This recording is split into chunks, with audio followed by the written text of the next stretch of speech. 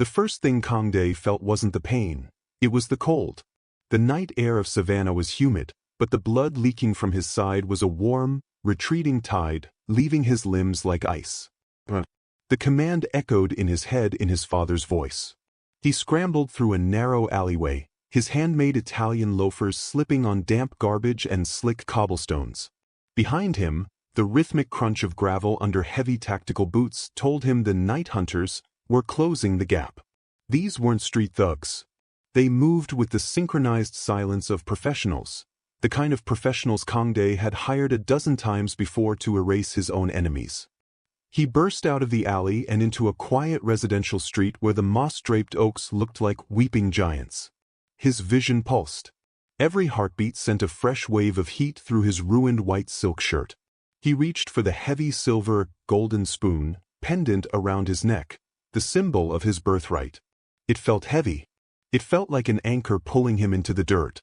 He collapsed against a chain-link fence, the metal groaning under his weight. He was the Viper of the North, a man whose name made CEOs in Seoul tremble, yet here he was, dying in the shadows of a Georgia suburb. "You're bleeding on my bike," a small, steady voice whispered.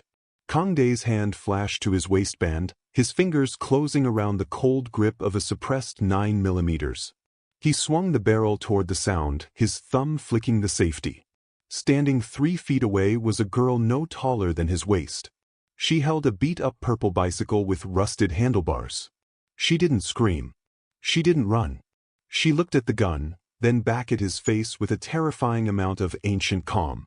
"They're coming," Kang Dae rasped, his voice a jagged edge of Korean and broken English. "Police. Bad men with tattoos. Go." The girl looked toward the end of the block. The flickering blue and red of distant sirens danced against the trees. She looked back at the man who looked like a fallen prince from a movie she wasn't allowed to watch. "They won't look in my room," she said.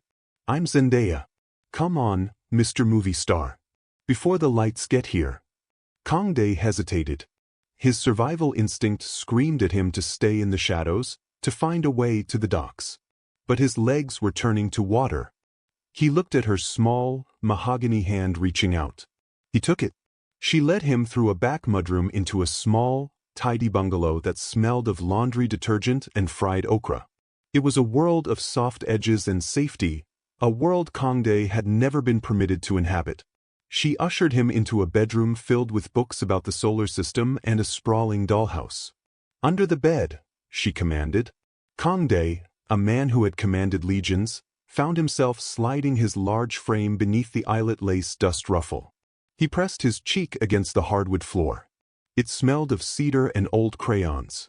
Seconds later, heavy boots pounded onto the front porch. The house shuddered under a loud, rhythmic knocking. "Savannah PD. Open up," a voice boomed. Kang Dae held his breath. He gripped the textured handle of his weapon, his finger tightening on the trigger. If that door opened, he would have to shoot. If he shot, this girl's life, this small pocket of peace, was over. The conflict tore at him, the mafia boss's instinct to kill versus a sudden, inexplicable debt of honor to a child who had seen his monster and didn't flinch. Through the floorboards, he heard Zendaya open the front door just a crack. "My mama's sleeping," she lied. Her voice was a masterpiece of bored, childhood innocence, punctuated by a chillingly perfect yawn. "She's got the double shift at the hospital. You woke me up." "Little lady, we're looking for a man," a second officer said, his voice lower. "Tall, Asian, injured. You see anyone running through the yard? Maybe someone who looked lost." "No, sir," Zendaya replied. "Just the neighborhood cats. They make a lot of noise by the trash cans. Do I have to wake my mama up? She gets real mean if she don't get her sleep." A tense, suffocating silence followed. Under the bed, a drop of sweat rolled down Kang Dae's nose and hit the floor with a sound he was sure the police could hear. "No, don't wake her," the officer finally said. "Tell your mom to keep the doors locked. There's some bad people out tonight." The heavy boots retreated. The porch boards groaned one last time, and the patrol car's engine hummed as it moved down the street. Kang Dae didn't move. He stayed under the bed, his heart hammering against the wood. Zendaya walked back into the room and lifted the lace ruffle. She looked at him, her face silhouetted by a nightlight shaped like the moon. "You can come out now," she said. "But don't get blood on my rug. My mama just cleaned it." Kangdae slid out, his movements slow and pained. He sat against the wall, his expensive suit tattered, looking at the girl. "Why you help me?" he asked. "I'm dangerous man." Zendaya sat on her bed, swinging her legs. "The men chasing you? The ones with the tattoos on their necks? They took my brother last year. They think they own this side of town because they have the loud trucks and the guns." She looked him in the eye. "You look like you're the first person who ever made them run." Kangdae stiffened. He knew those tattoos. They weren't Korean. They belonged to the Dead Oaks, a local white supremacist gang. A cold realization washed over him. His syndicate, the AMBW, had been taxing the Dead Oaks for years, providing them with the very weapons they used to terrorize this neighborhood. He wasn't her guest. He was the architect of her grief. Suddenly, the phone in his pocket, the one he thought was dead, vibrated with a sharp, electronic chirp. A message appeared in Korean, location confirmed. Sector 4, residential. Thermal imaging shows 2 heat signatures in the bedroom. Eliminate both. Leave no witnesses. His own men hadn't just betrayed him. They were using the GPS chip embedded in his golden spoon watch to track his every heartbeat.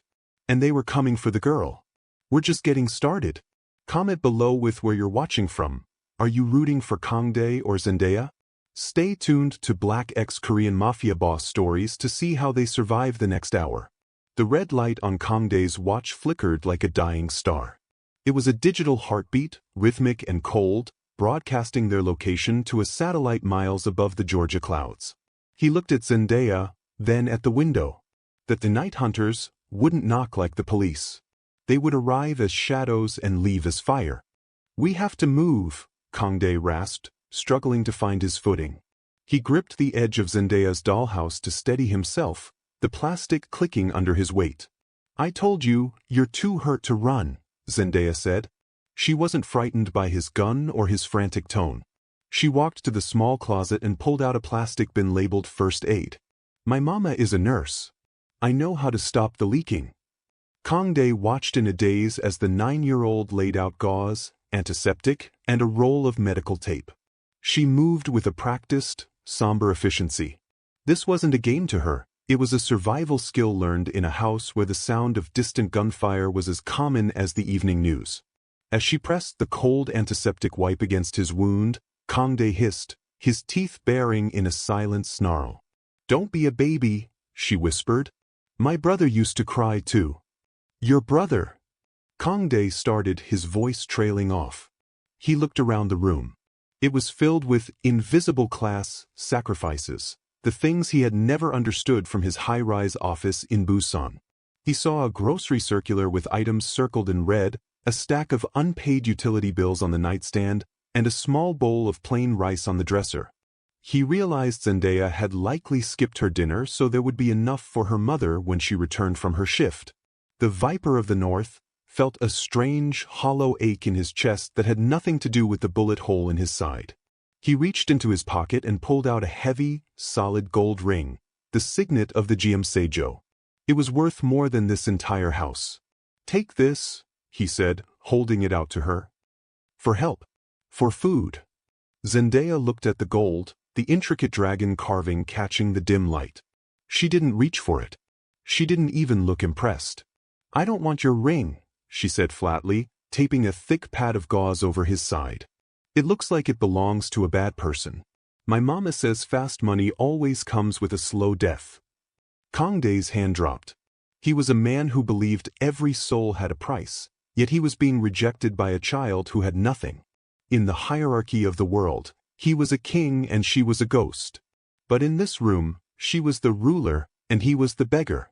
"Listen to me," Kangdae said, his voice dropping to a low, urgent hum. "The men coming, they are not police. They are my people. They have eyes that see heat. They see us through walls." Zendaya paused, her hand lingering on the medical tape. She looked at his watch, the small red light pulsing with mechanical indifference. "Then we have to trick them. She stood up and grabbed a heavy wool blanket from the foot of her bed. Mama says wool hides the heat. We used to wrap the pipes in the winter so they wouldn't burst. If we wrap you, maybe the eyes can't see you. It was a weapon of innocence, a child's logic applied to a billion-dollar tracking system. Kangdae let her drape the heavy, scratchy wool over his shoulders. He felt ridiculous, a titan of industry huddled under a moth-eaten blanket in a child's bedroom. Then, the air in the room shifted. The cicadas outside suddenly went silent. In the south, that was the first sign of a predator in the tall grass. Kangdae reached for his 9mm, but Zendaya put a small, firm hand on his wrist. "Wait," she breathed. A low hum, like a swarm of bees, vibrated through the window. A drone. It was hovering just outside the glass, its thermal lens scanning the interior. Kangdae froze, holding his breath until his lungs burned. He watched the shadow of the drone pass over the curtains. Under the wool, his body heat was trapped. To the drone's thermal sensor, he wasn't a man. He was just a cold, rectangular shape on the floor, a piece of furniture. The hum faded. The eyes had moved on to the next house. Zendaya let out a long breath and sat back on her heels. "See? I told you. You gotta be smart when you're small." Kangdae looked at her, truly looking at her for the first time. He saw the fraying threads on her sleeve and the way she protected her space. He realized that for all his power, he had never been as brave as this girl. He had spent his life building walls and buying loyalty. She had spent hers surviving the world he helped break. "What is your mother's name?" he asked quietly. "Keisha," she said. "She works at Memorial Health. She'll be home soon. She's gonna be real mad there's a prince under my bed." Kangdae didn't smile, but the tension in his jaw softened. He reached for his phone again. The message log was filling up. His rivals were losing patience. If they couldn't find him with the drone, they would send the sweep teams, men with gasoline and no conscience. "We cannot stay," Kangdae said. "If I am here when she comes home, they kill her too. I go now." "You can't walk to the end of the street without falling over," Zendaya countered. She stood up and grabbed her backpack. "We're going to the hospital. We're getting my mama, and we're leaving." "No," Kangdae protested. "Too dangerous." Zendaya looked at him, her eyes flashing with a fire that reminded him of his own father. "They already took my brother. They aren't taking my mama. You're the one with the gun, Mr. Movie Star. You're gonna make sure they don't." The Viper is taking orders from a 9-year-old. If you're loving this tension, make sure to hit that subscribe button for Black X Korean Mafia Boss Stories. We post new high-stakes narratives every week. The transition from the sanctuary of the bedroom to the humid Georgia night felt like stepping into a furnace. Kangdae moved with a heavy, mechanical gait, his side burning under the fresh gauze. Zendaya walked beside him, a small shadow guiding a wounded giant. She had her backpack slung over one shoulder and her purple bicycle gripped by the handlebars, using it as a shield between them and the street. "My mama's car is at the hospital, but she takes the bus sometimes to save on gas," Zendaya whispered. "We have to be fast.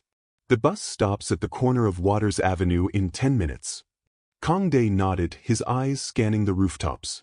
He wasn't looking for police anymore. He was looking for the glint of a high-powered lens or the silhouette of a tactical vest. He felt the weight of the golden spoon watch on his wrist, the very thing that was narrating his death to his enemies. He looked at a storm drain as they passed and, with a surge of sudden, violent clarity, he unbuckled the watch and dropped it into the sewer. "Why you do that?" Zendaya asked, hearing the metallic clink as it hit the water below. "That looked expensive." "It was a leash," Kangdae replied. "Now we are off the map." They reached the corner just as the streetlights hummed and flickered to life. The silence of the neighborhood was eerie. No dogs barked. The usual distant sound of the freeway seemed muffled. Kangdae's tactical mind, honed by years of urban warfare, screamed a warning. They were being funneled. "Zendaya, wait," he breathed, pulling her behind a thick oak tree draped in Spanish moss. A black SUV with tinted windows drifted slowly down the street, its headlights extinguished. On the side of the vehicle was a small, subtle decal. An oak tree stripped of its leaves, its roots forming a knot. Kangdae's blood turned to ice. The dead oaks. Those are the men, Zendaya whispered, her voice trembling for the first time. The ones who took Marcus. Kangdae watched the SUV crawl past. He recognized the tactical precision of the driver. These weren't just local racists. They were being coordinated. They were the ground-level dogs for his own syndicate. Why they take him? Kangdae asked, his voice low and dangerous. Zendaya looked down at her shoes. Marcus saw them putting crates into the warehouse by the tracks. He thought it was toys or something. He went to look. They didn't like people looking. Kangdae felt a sickening jolt of recognition. Those crates. He knew exactly what was in them. He had signed the manifest for agricultural equipment 3 months ago. It wasn't tractors. It was modified submachine guns and high-grade narcotics destined for the inner cities of the East Coast. He was the reason Marcus was gone. He was the one who provided the dead oaks with the power to snatch a boy off the street and silence him forever. He looked at Zendaya, the girl who had patched his wounds and lied to the police for him, and felt a wave of self-loathing so potent it nearly brought him to his knees. "I am sorry," he whispered. Zendaya looked up, confused. "You didn't do it." "They did." Kangdae didn't correct her. The truth was a weight she didn't need to carry yet. The bus appeared at the end of the block, a lumbering yellow beast cutting through the fog. "There!" Zendaya cried. They ran. Every step was an agony for Kangdae, but he pushed through it, his hand hovering over his weapon. As the bus hissed to a stop, a woman in blue scrubs stepped off. She looked tired, her shoulders slumped from a 12-hour shift, but her eyes sharpened the moment she saw Zendaya running toward her. "Zendaya? What are you doing out here?" "It's nearly midnight." Keisha's voice was a mix of motherly fear and exhaustion. Then she saw the man behind her daughter. Kangdae stood in the shadows of the bus stop, his ruined silk shirt clinging to his frame, his face pale and lethal. Keisha didn't scream. She didn't hesitate. She reached into her bag and pulled out a heavy, sharpened kitchen knife she carried for protection on her late-night commutes. "Get away from my daughter," Keisha commanded, stepping in front of Zendaya. "Mom, he's hurt. The men with the tattoos are looking for him." Zendaya pleaded, grabbing her mother's arm. Keisha looked at Kangdae's wound, then at the cold, expensive look of him. She was a nurse. She knew the difference between a victim and a soldier. "I don't care who's looking for him. He's a walking target and he's standing next to my child." "You are right," Kangdae said, stepping forward into the light. "But they know where you live now. The drones, they saw us. If you go back to that house, you die. If you stay here, you die." "Who are you?" Keisha demanded, the knife steady in her hand. "A man who owes your daughter a life," Kangdae said. "And a man who has a car 2 blocks away. We go to Atlanta. Now." The sound of tires screeching echoed from the street they had just left. The black SUV was coming back, and this time, the headlights were on, high beams cutting through the mist like searchlights. "Mom, please," Zendaya whispered. Keisha looked at the approaching lights, then at the grim determination in the stranger's eyes. She lowered the knife, but she didn't put it away. "If you breathe wrong near her, I will finish what those people started. Do you understand?" "Understood," Kangdae said. They ran toward a nondescript sedan Kangdae had stashed earlier as a secondary extraction point. He hot-wired the ignition in seconds, the engine roaring to life with a guttural growl. As he floored the accelerator, the black SUV swung around the corner, a muzzle flash lighting up the dark. Crack, crack, crack. The rear window of the sedan shattered, glass raining down on the seats. Zendaya screamed, ducking low. "Stay down!" Kangdae bellowed. He steered with one hand, the other reaching for his own weapon. He didn't fire back, not yet. He needed distance. He needed the highway. As they hit the ramp for I-16, the speedometer climbing past 90, the reality of their situation settled in the cramped cabin. Keisha sat in the back, her arm around Zendaya, the kitchen knife still gripped tightly. "We're going to my people," Kangdae said, his eyes fixed on the rearview mirror. "In Duluth. They are the only ones who can protect you now." "Your people?" Keisha spat. You mean the people who just shot out my window? You're bringing us into the middle of a war.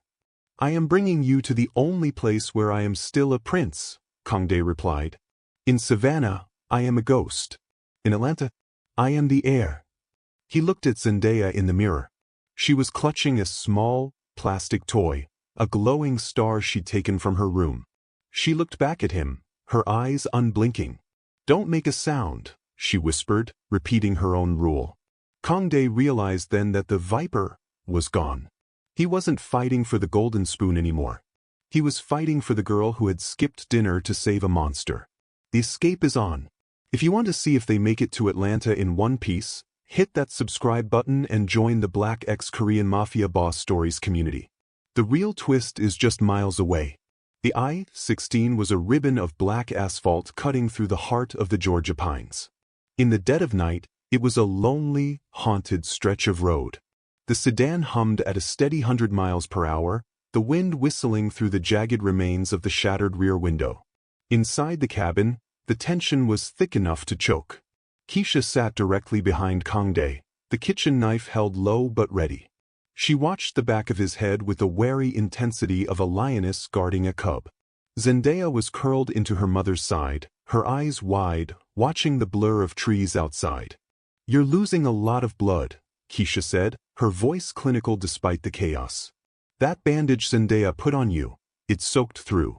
If you pass out at this speed, we all die. I will not pass out, Kangdae gritted through clenched teeth. His knuckles were white on the steering wheel. The adrenaline was the only thing keeping the world from dissolving into gray shadows. Who are the night hunters? Keisha asked. And why do they want you badly enough to shoot at a child? They are mercenaries, Kangdae replied, his voice a low vibration. Hired by men who think I have become soft. In my world, softness is a death sentence. And what is your world? Keisha pressed. You aren't just some runner. That shirt, that watch you threw away, you're high up. You're the one who calls the shots. Kangdae remained silent. He watched a set of headlights in the rearview mirror. They were distant, but they were keeping pace. The night hunters didn't give up, they just changed their tactics. My world is the Seoul, he finally said. The golden spoon.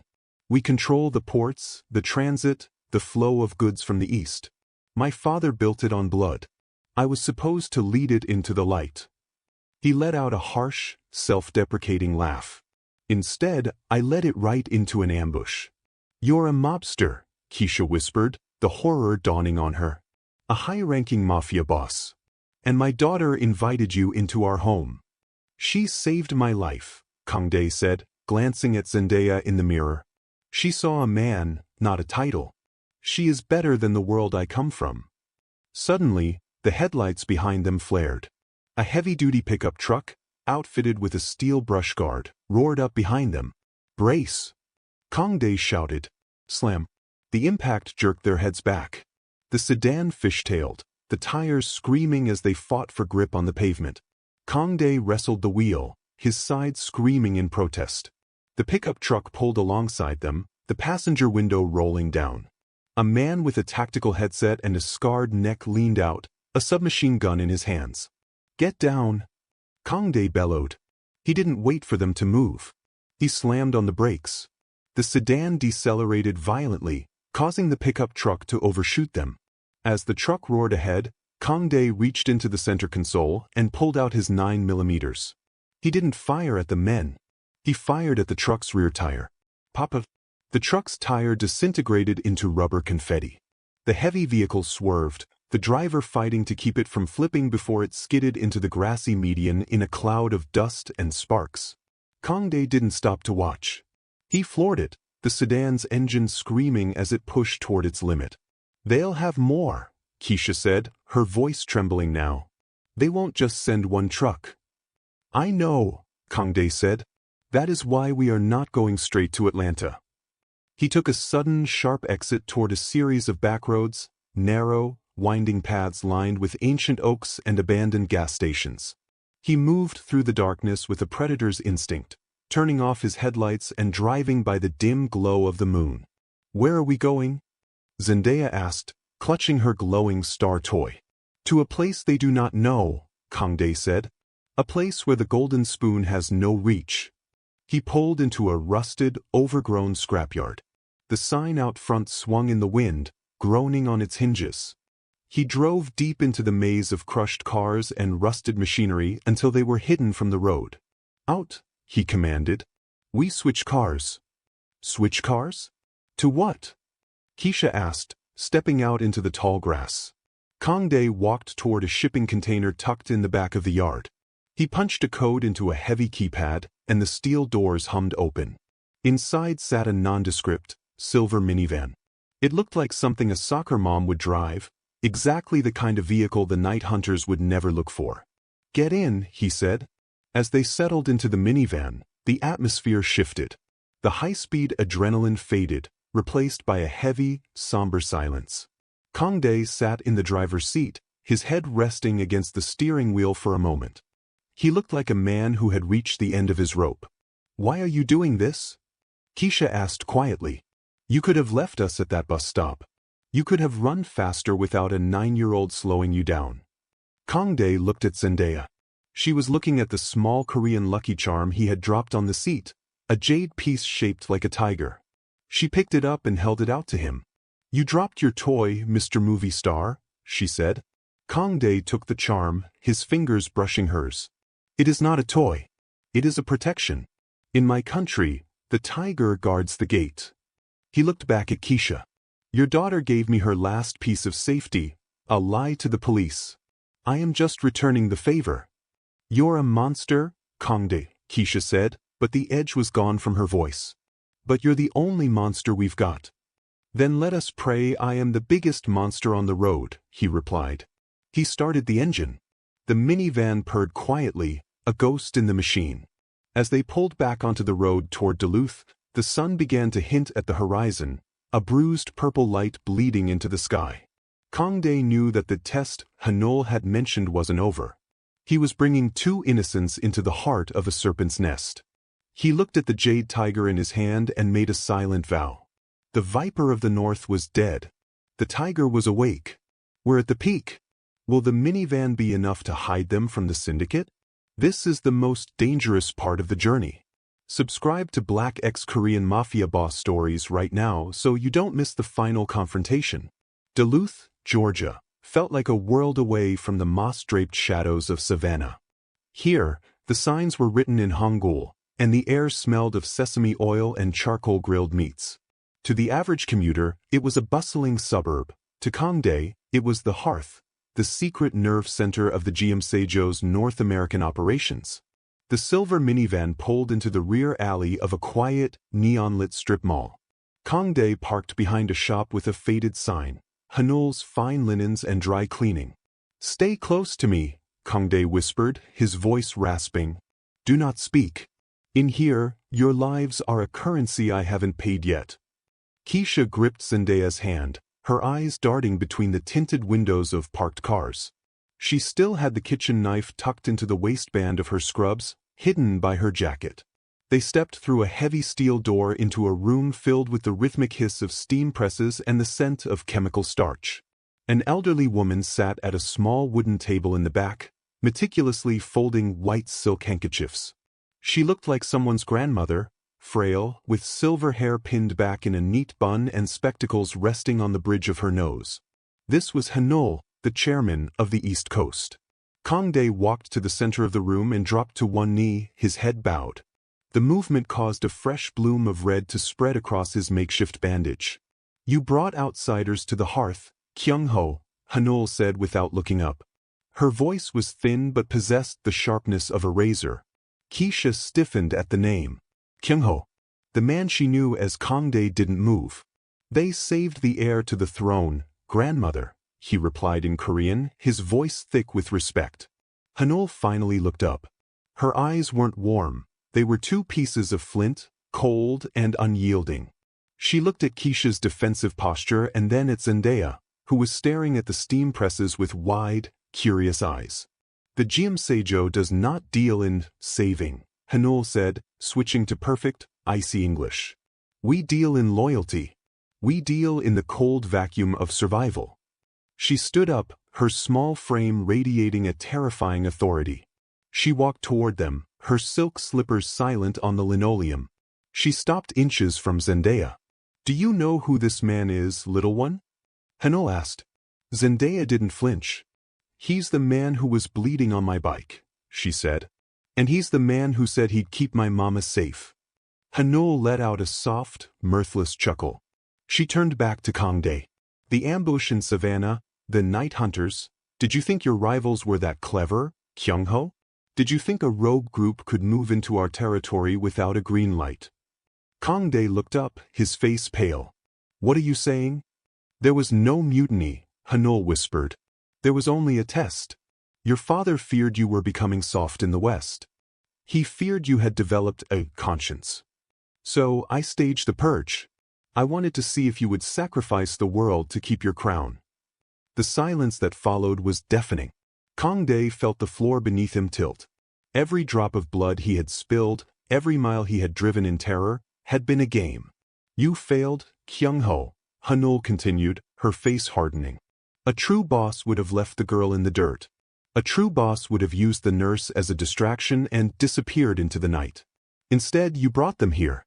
You chose a nurse and a child over the secrecy of the family. They are innocents." Kangdae roared, standing up despite the agony in his side. "There are no innocents in our business," Hanul snapped. She raised a hand, and 4 men in black suits stepped out from behind the rows of hanging clothes. They were armed with suppressed submachine guns. "The penalty for failing the test is the same as the penalty for treason. Death for the failure, and death for the witnesses who made him weak." Keisha moved instantly, stepping in front of Zendaya, the kitchen knife flashing in the light. "You touch her and I'll take your eyes out," she hissed. Hanul looked at the knife and then at Keisha with genuine amusement. "A kitchen knife against the Seijo? You have spirit, nurse. It's a pity it will be wasted." Kangdae looked at the 4 gunmen. He knew them. He had trained 2 of them. He saw the hesitation in their eyes, the flickering doubt of men asked to kill their own prince. "Grandmother," Kangdae said, his voice dropping to a dangerous, low frequency. "You say I failed the test because I wouldn't kill them. But you haven't seen the end of the test yet." "Oh." Hanul arched an eyebrow. "A boss doesn't just survive," Kangdae said, stepping toward her, ignoring the weapons pointed at his heart. "A boss protects what is his. And right now, these 2 are mine. If you want to kill the failure, you'll have to do it while I'm burning your hearth to the ground." Hanul signaled the men. "Take them to the warehouse in the industrial district. If Kyung-ho wants to be a martyr for a child, we will give him a grand stage. We will see how noble he feels when the silk starts to burn." As the gunmen moved in to bind their hands, Zendaya looked at Kangdae. She didn't cry. She reached out and touched the jade tiger charm hanging from his belt. "Don't make a sound, Mr. Movie Star," she whispered. Kangdae looked at her and nodded. The test had reached its final stage. He wasn't fighting for a throne anymore. He was fighting for the only people who had ever looked at him and seen a human being instead of a viper. The betrayal is complete. Hanul has turned the family against their own prince. Can Kangdae save Zendaya and Keisha from the chairman's wrath? Hit that subscribe button for Black X Korean Mafia Boss Stories to see the final warehouse showdown. The industrial district of Duluth was a graveyard of rusted corrugated steel and hollowed-out brick. The warehouse Hanul selected smelled of stale diesel and the metallic tang of old grease. It was a cathedral of shadow, lit only by a few flickering halogen lamps hanging from the high, vaulted ceiling. Kangdae, Keisha, and Zendaya were shoved into the center of the open floor. Their hands were bound with heavy-duty zip ties that bit into their wrists. Surrounding them was a circle of 12 men, the Dead Oaks mercenaries and the Seijo cleaners. They were a union of convenience, brought together by the promise of a new order. Hanul stood on a raised catwalk above them, looking down like a cold goddess. "The world thinks the Golden Spoon is a dynasty," Hanul's voice echoed through the rafters. "But a dynasty is a living thing. It must shed its old skin to grow. You, Kyung-ho, are the old skin. You sold us out to the Dead Oaks," Kangdae said, his voice steady despite the blood loss. He looked at the man with the scarred neck standing near the entrance, the same man who had shot out their window on I-16. You're letting these dogs into our house for what? A bigger share of the Savannah port. For efficiency, Hanul replied. They don't have honor. They don't have debts. They just have hunger. She signaled to one of the mercenaries. He stepped forward, dousing a circle of crates around the trio with gasoline. The fumes rose quickly, thick and nauseating. Wait! Keisha screamed, her voice cracking. She's just a child. Take me, kill me, but let her go. Hanul didn't even blink. Innocence is a luxury we can no longer afford, nurse. It's time for the fire to clean the slate. Hanul tossed a silver lighter. It spiraled through the air, a tiny spark that hit the gasoline-soaked floor. Whoosh! A wall of orange flame erupted, encircling them. The heat was instantaneous, a physical blow that scorched the air from their lungs. Zendaya pulled closer to her mother, her eyes reflecting the dancing fire. Kangdae, Keisha choked out through the smoke. Do something. Kangdae wasn't looking at the fire. He was looking at the zip ties on his wrists. He had spent years learning the ghost hand techniques of the Busan docks, how to dislocate a thumb to slip a binding. He felt the sickening pop as his joint gave way. The pain was white-hot, but he didn't make a sound. His hand slipped free. He reached into the small of his back. He didn't have his 9mm, they had taken that, but he had something they had overlooked. In the chaos of the test, they hadn't searched the lining of his ruined silk jacket for the ceramic viper blade. With 2 swift movements, he sliced through Keisha's and Zendaya's bindings. Listen to me, Kangdae whispered, his eyes burning with a primal intensity. The fire is a curtain. They think we are trapped. But the ventilation shaft is behind those crates. If we move now, the smoke will hide us. We can't jump through that. Keisha cried, gesturing to the 4-foot wall of flame. I will be the bridge, Kangdae said. He didn't hesitate. He took off his silk jacket, the last remnant of his princely life, and draped it over his arms. He threw himself into the fire, using his body to beat down a section of the burning crates. The flames licked at his skin, his hair, but he held the gap open. Gio, he roared. Keisha grabbed Zendaya and leaped over the smoldering wood, landing on the other side. Kangdae followed, rolling through the embers, his clothes smoking. The mercenaries above saw the movement through the haze. They're out. Kill them, the scarred man shouted. The warehouse erupted in gunfire. Bullets sparked against the concrete floor and tore through the wooden pallets. Kangdae shoved Keisha and Zendaya behind a heavy industrial generator. Stay here, he commanded. He didn't have a gun, but he had the dark. He moved like a shadow, weaving through the maze of machinery. He knew this warehouse. It was a GM Seijo hub. He knew the fuse box was located near the north exit. He reached the box and ripped the master lever down. The halogen lights died. Total, suffocating darkness swallowed the warehouse. Night vision. Get the goggles on, a mercenary yelled. But Kangdae was already among them. He didn't need goggles. He moved by the sound of their breathing, by the scent of their fear. He was the viper, and the dark was his kingdom. Snap. He broke the neck of the first gunman before the man could even raise his weapon. He took the man's suppressed submachine gun and faded back into the black. Thwip thwip thwip. 3 more men fell in the span of 5 seconds. The dead oaks began to panic, firing blindly into the dark, their muzzle flashes illuminating the chaos for split seconds. Kangdae used those flashes to locate his next targets. He was a whirlwind of precision and rage. He wasn't just fighting for his life, he was purging the filth that had touched the world of the girl with the purple bike. On the catwalk, Hanul scrambled for the exit, her cold composure finally shattered. Kyung-ho, stop this. You are destroying everything we built. I'm not Kyung-ho anymore. Kangdae's voice boomed from the shadows below. I am the blood debt. He fired a burst into the support cables of the catwalk. The heavy steel structure groaned and tilted. Hanul screamed as she slid toward the edge. She caught herself on a railing, dangling over the inferno below. Kangdae appeared at the base of the catwalk, the firelight illuminating his scarred, soot-stained face.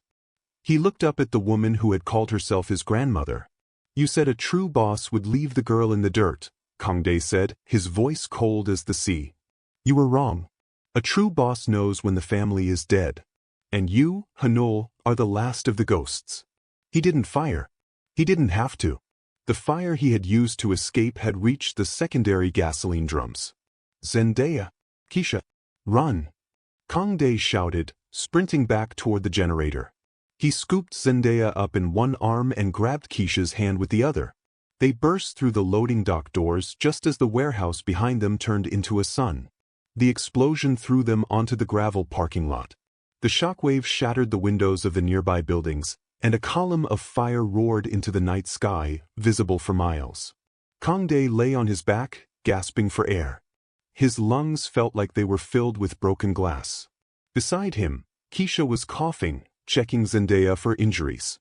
We're alive, Keisha whispered, her voice trembling. Oh God, we're alive. Zendaya sat up, her face smudged with soot. She looked at the burning warehouse, then at Kangdae. She reached into her pocket and pulled out the jade tiger charm.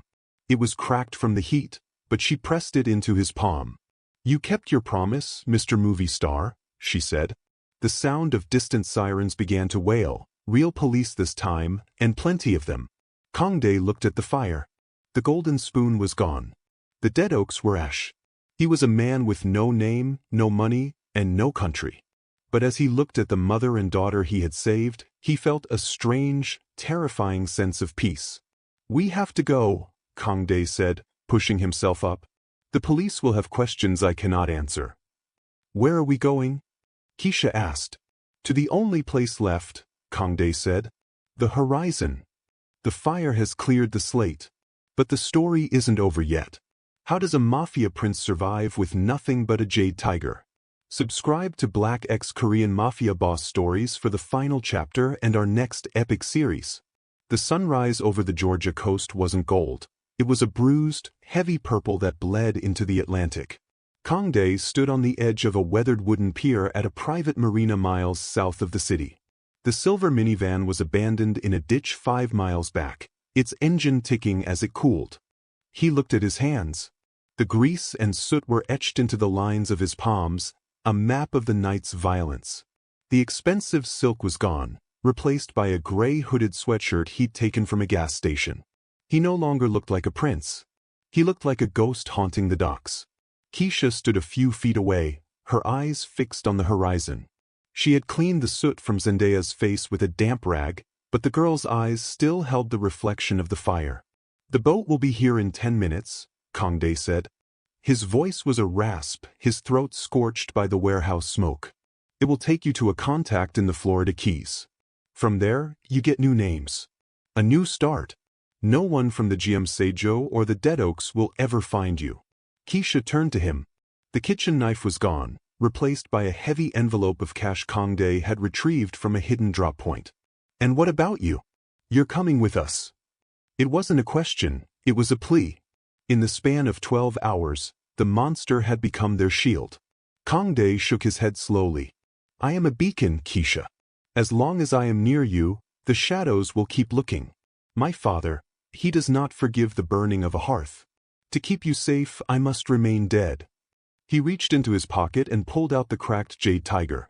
The heat had turned the deep green stone into a pale, milky white, and a jagged fracture ran through the tiger's spine. He knelt down so he was eye level with Zendaya. You told me once that fast money comes with a slow death, he said softly. Zendaya nodded, clutching her backpack. You were right, Kangdae continued. I spent my life collecting debts. But the only debt that matters is the one I owe to the girl with the purple bike. He placed the jade tiger in her hand. This is broken now. Like me. But it still guards the gate. Keep it. Remind yourself that even in the dark, you are the one who calls the shots. Zendaya's lower lip trembled, the first sign of the child beneath the survivor. She leaned forward and wrapped her small arms around his neck. Thank you, Mr. Movie Star. Go, Kangdae whispered, his heart performing a strange, rhythmic ache he didn't recognize. A sleek, black center console boat cut through the morning mist, its engines a low, muffled throb. The pilot signaled with a flashlight, 2 short bursts. Keisha stepped onto the boat first, then reached down to pull Zendaya up. As the pilot began to pull away, Keisha looked back at the lone figure standing on the pier. "What's your real name?" she shouted over the wake. "Not the prince. Not the viper. What's your name?" Kangdae watched the boat grow smaller against the vast, indifferent blue of the ocean.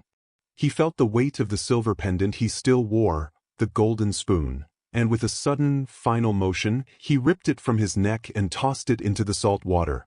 "I don't have one anymore," he called back. He watched until the boat was nothing more than a speck on the horizon. He was alone. He had no empire, no soldiers, and no future. But as he turned back toward the land, he saw a purple bicycle leaning against a piling at the end of the pier.